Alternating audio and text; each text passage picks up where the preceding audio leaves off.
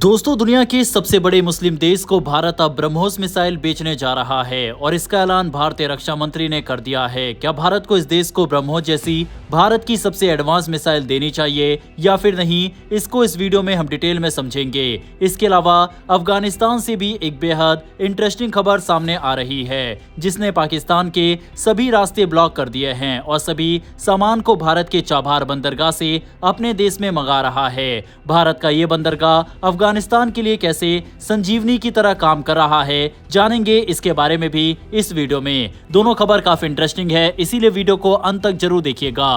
पहले बात करते हैं ब्रह्मोस मिसाइल की। दरअसल लखनऊ से ऐसी खबर सामने आई है जिसने पूरे दक्षिण पूर्व एशिया की राजनीति में हलचल मचा दी है। भारत का ब्रह्मास्त्र हथियार ब्रह्मोस मिसाइल को लेकर अब वो देश भी आगे आ रहा है जिनके बारे में पहले किसी ने सोचा भी नहीं था, और इस बार नाम है इंडोनेशिया, जिसने आधिकारिक तौर पर भारत से ब्रह्मोस खरीदने की इच्छा जाहिर की है। ये सिर्फ एक रक्षा सौदा नहीं है, ये भारत की बढ़ती ताकत और दुनिया में बदलते समीकरणों की सीधी झलक है। और दिलचस्प बात यह है कि इंडोनेशिया जिस मिसाइल में दिलचस्पी दिखा रहा है वह मिसाइल अब सीधे लखनऊ में बन रही है। लखनऊ में आयोजित एक कार्यक्रम में रक्षा मंत्री राजनाथ सिंह ने खुले मंच पर ये बड़ी जानकारी दी। मंच पर खड़े होकर उन्होंने बताया कि इंडोनेशिया ने आधिकारिक अनुरोध भेजा है कि उन्हें ब्रह्मोस मिसाइल चाहिए। ये वही ब्रह्मोस है जिसे भारत फिलीपींस को पहले ही बेच चुका है और जिसकी रेंज, स्पीड और एक्यूरेसी को देखकर दुनिया के कई देश अपने अपने सैन्य सलाहकारों को बैठक पर बैठक बुलाने पर मजबूर हो गए हैं। सोचिए, एक समय था जब भारत अपने लिए हथियार खरीदने में विदेशों के दरवाजे खटखटाता था और आज तस्वीर उलट चुकी है। अब देश भारत को खरीदार नहीं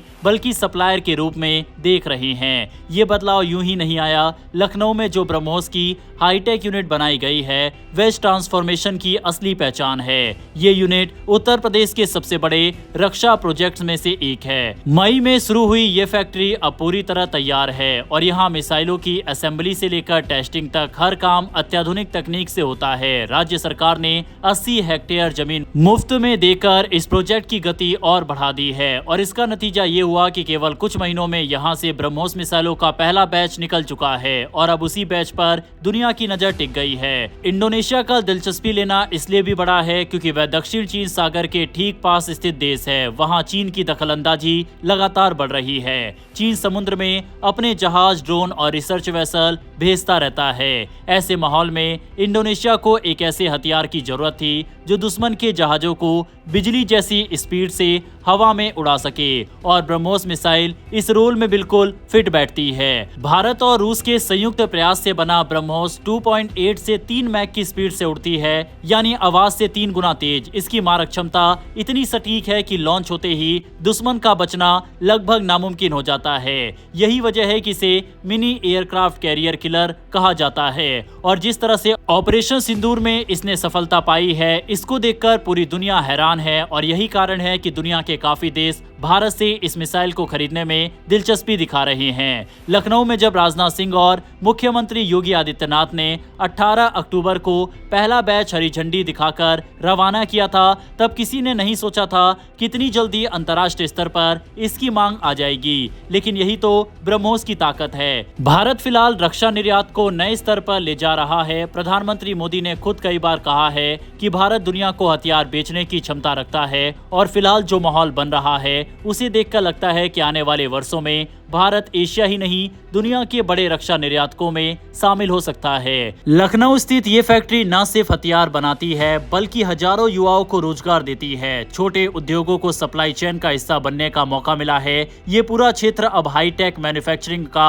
हब बन रहा है। इसका मतलब यह है कि मिसाइलों की बात तो ठीक है, लेकिन ग्राउंड लेवल पर इसकी वजह से होने वाला आर्थिक बदलाव भी बेहद बड़ा है। हालांकि यहाँ पर एक सवाल भी उठता है कि क्या इंडोनेशिया जैसे मुस्लिम देश को यह हथियार भारत को देना चाहिए या फिर नहीं। इस पर बहरहाल अपनी राय कमेंट बॉक्स में लिखकर बताइएगा कि क्या इस मिसाइल को इंडोनेशिया को देना चाहिए या नहीं। बहरहाल बढ़ते हमारी अगली खबर की तरफ। अफगानिस्तान और पाकिस्तान के बीच बढ़ते तनाव ने पूरे क्षेत्र में एक नई आर्थिक और रणनीतिक स्थिति पैदा कर दी है। पिछले कई हफ्तों से लगातार बॉर्डर बंद होने, व्यापार रूट्स रोकने और राजनीतिक खींचतान के कारण अफगानिस्तान पर बड़ा असर पड़ा है। इसी कारण अब अफगानिस्तान तेजी से पाकिस्तान पर निर्भरता कम करने की दिशा में कदम बढ़ा रहा है। अफगान मीडिया की रिपोर्टों के अनुसार तालिबान सरकार ने अब व्यापार का बड़ा हिस्सा ईरान और मध्य एशिया के रूट्स पर शिफ्ट कर दिया है। इसका मकसद पाकिस्तान के साथ चल रही अनिश्चितताओं से बचकर स्थिर व्यापार व्यवस्था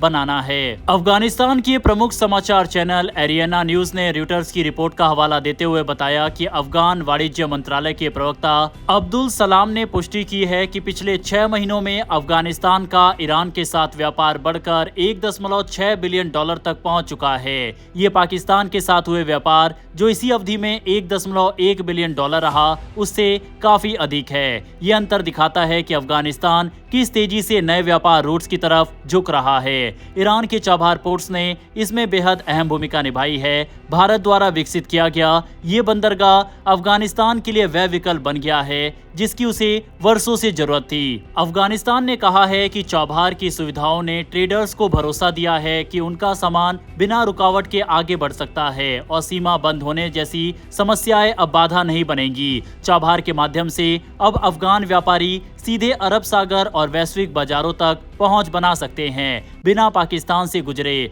दूसरी ओर पाकिस्तान अफगान सीमा पर बार बार बढ़ते तनाव ने दोनों देशों के व्यापारियों को भारी नुकसान पहुंचाया।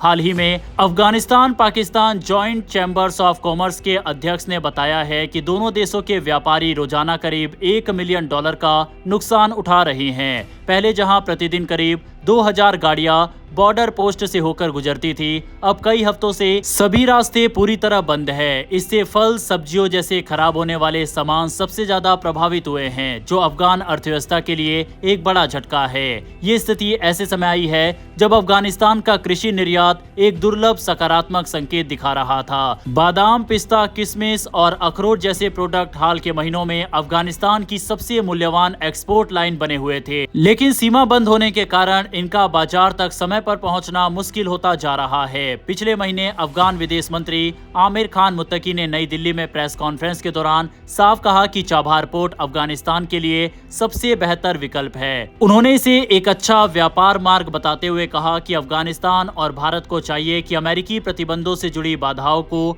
आपसी बातचीत और अमेरिका के साथ संवाद के जरिए हल किया जाए। मुत्तकी ने यह भी कहा कि चाबहार के माध्यम से सूखे मेवे, केसर और अफगानी हैंडीक्राफ्ट्स भारत और दुनिया के अन्य देशों में आसानी से भेजे जा सकते हैं। अफगानी विदेश मंत्री ने ऐसा इसलिए कहा क्योंकि चाबहार पोर्ट पर अमेरिका जल्द ही प्रतिबंध लगाने की धमकी भारत को दे चुका है और ऑलरेडी 3 महीने का अल्टीमेटम भारत सरकार को उनके द्वारा दिया गया है। कुल मिलाकर पाकिस्तान के साथ लगातार बढ़ते तनाव ने अफगानिस्तान को मजबूर कर दिया है कि वह वैकल्पिक रास्तों पर भरोसा करे। ईरान खासकर चाबहार पोर्ट अब अफगानिस्तान की आर्थिक और रणनीतिक जरूरतों का बड़ा आधार बनता जा रहा है। आने वाले समय में ये बदलाव क्षेत्रीय व्यापार और राजनीति पर गहरा असर डाल सकता है। वहीं इसका बड़ा फायदा भारत को मिलने वाला है क्योंकि भारत इस मुश्किल समय में अफगानिस्तान का साथ खड़ा हुआ है।